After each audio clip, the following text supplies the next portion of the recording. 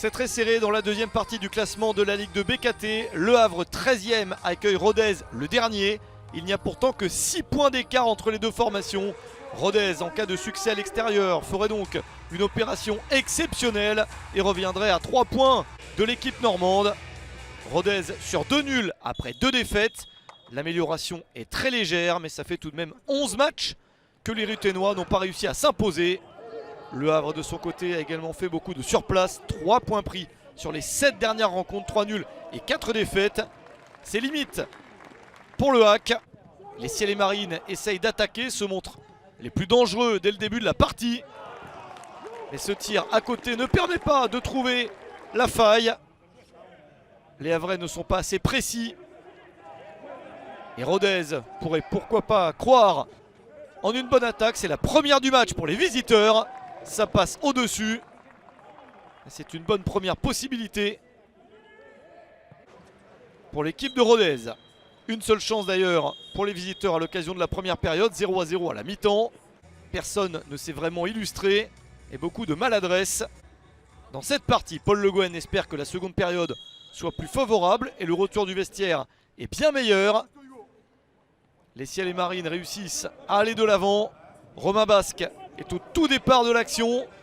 Ça arrive dans la surface avec Alioui, le ballon légèrement dévié. Cette reprise d'Hervé Basile juste à côté. Énorme opportunité. C'est la première action de la seconde période. Quelques instants plus tard, une nouvelle chance avec cette balle en retrait. Repoussée par la défense ruténoise, mais pas bien loin.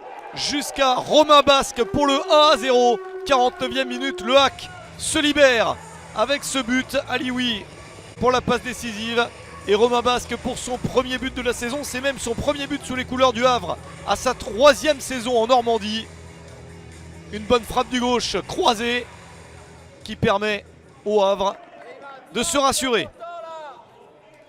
Les Havrais sont bien lancés dans cette partie.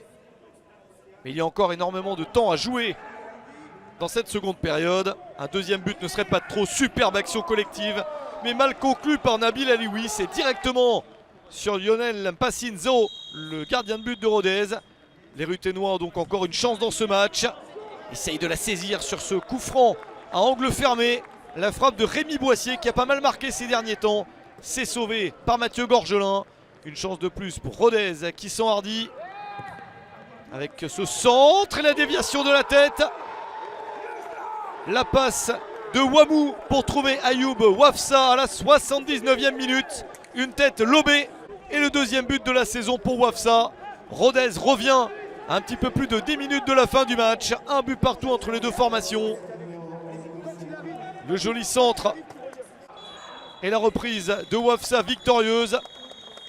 Plus de buts dans cette partie. Une fois de plus, le Havre ne parvient pas à s'imposer. Un partout entre le Havre et Rodez.